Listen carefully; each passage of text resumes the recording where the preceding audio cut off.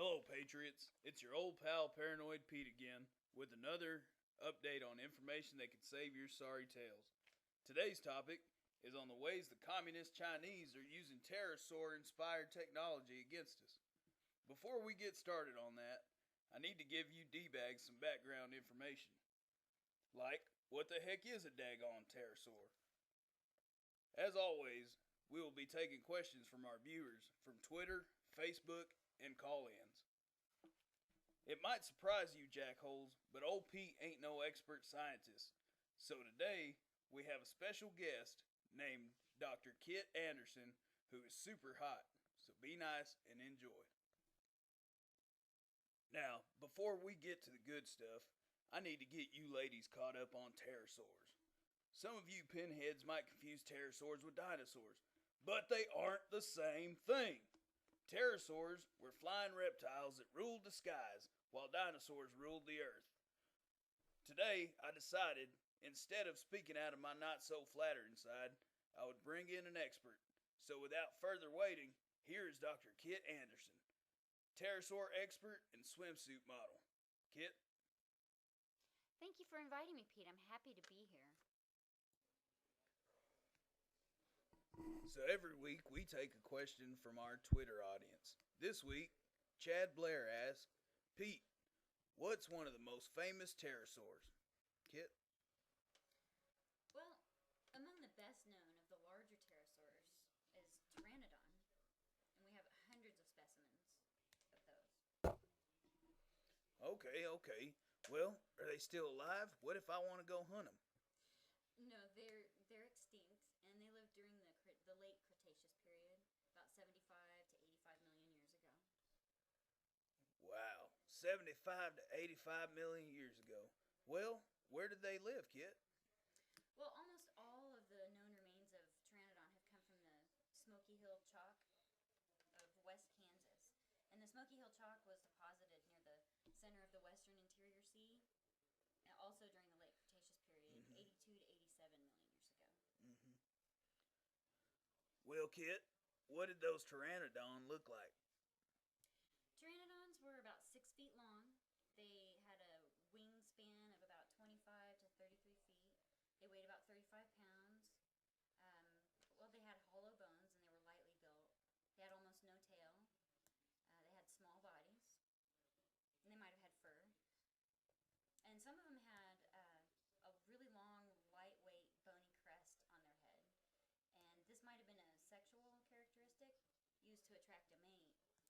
But it may have been a rudder or a stabilizer for when they were flying. Now, what did those pteranodon eat, Kit? Well, the name pteranodon actually means winged and toothless. So, although they had no teeth, they were carnivores. They ate fish, mollusks, crabs, insects. Sometimes they even scavenged the dead animals on the land.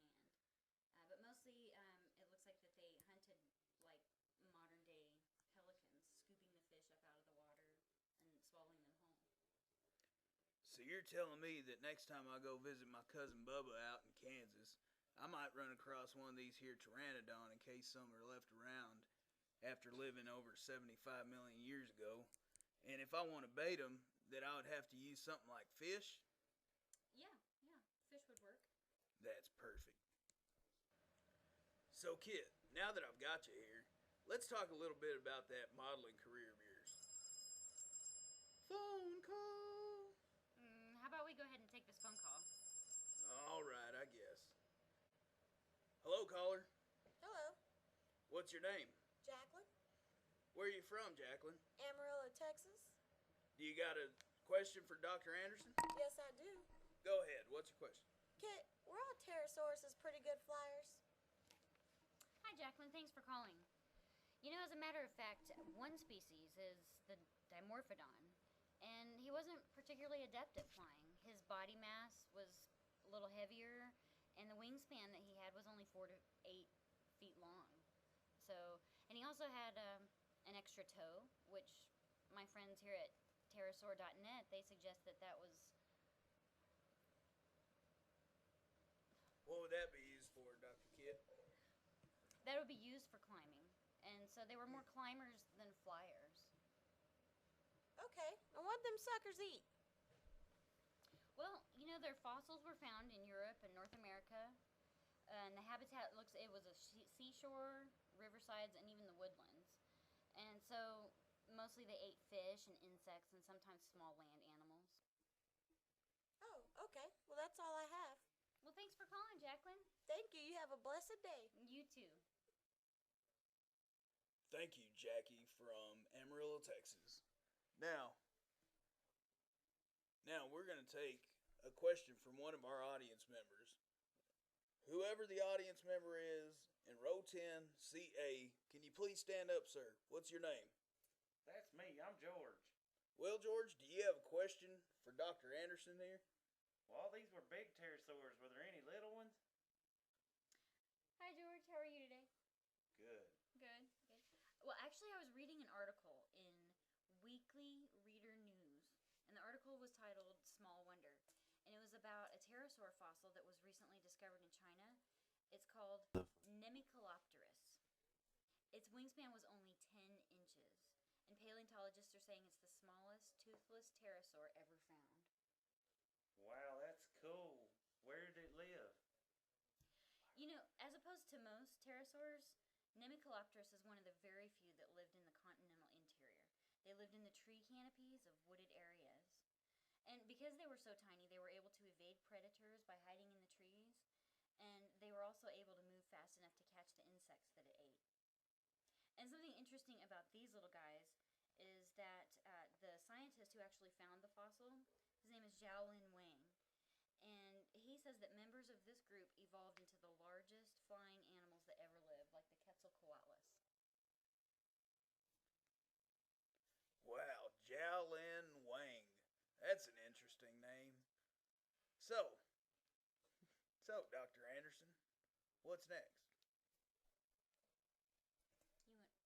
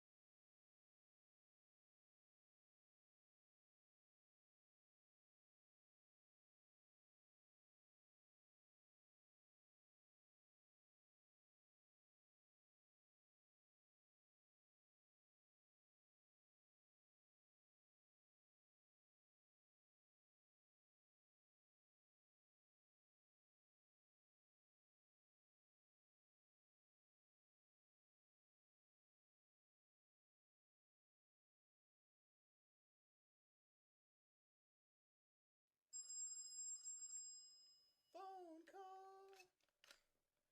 Well, sounds like we've got another caller. Hello, caller.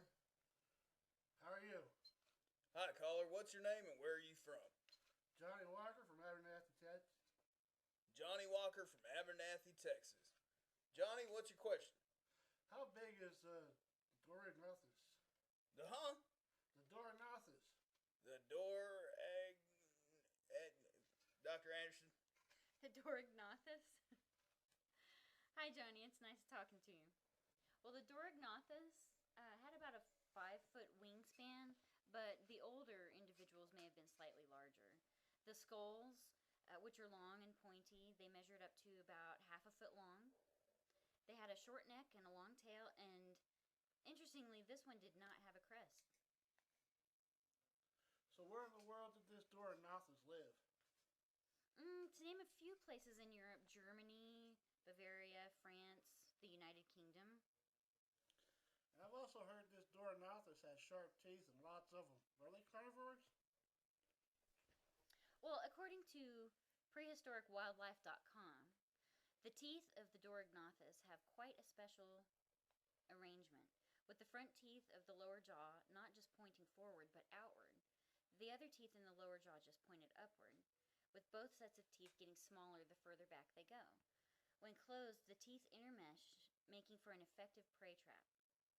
So yes, they eat fish, but they were more restricted to coastal waters due to their short wingspan, which prevented them from going too far out over the water. Well, that's pretty interesting on the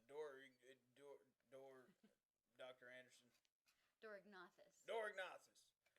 All right. Well, thank you, caller. Thank you. Well, I'd like to thank everybody for being here today. I'd like to thank my viewers online, Mr. Chad Blair for submitting a question on Twitter. I'd like to thank our call-ins today, Miss Jackie from Amarillo, Texas, and Mr. Johnny Walker from Abernathy, Texas, and of course, our featured audience member this week from row 10, seat A, Mr. George. Thank you. You're welcome. And of course, last but definitely not least, the beautiful and gorgeous and modelicious Dr. Kit Anderson. Thank you, Pete. It's been a pleasure. Thank you, ma'am. Now, you, ladies and gentlemen of the audience and our viewers online, showed up today, and we appreciate that. Of course, now you're leaving a little less ignorant than you came in. Today we talked about pteranodons, Nymphocolopterus. Nemicolopterus. What? Nemicolopterus. Okay, whatever. Dimorphodon and Durignormamus. Dorognathus. Durignoramus. Dorognathus. Durignoramus. Dorignathus.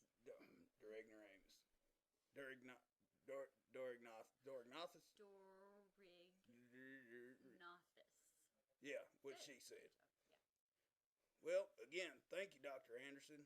Now, you guys online stand by for my bonus feature where I tell you about how these commies over in China are trying to copycat.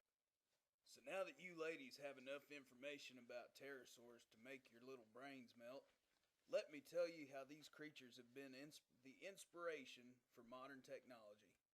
Some of you may have heard of unmanned air vehicles, or UAVs. UAVs have been used by our military men and women for surveillance and reconnaissance while deployed overseas.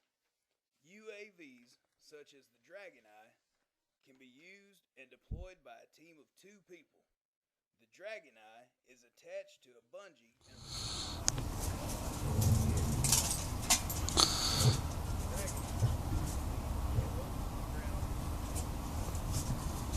Some of you may have also heard of Predator drones.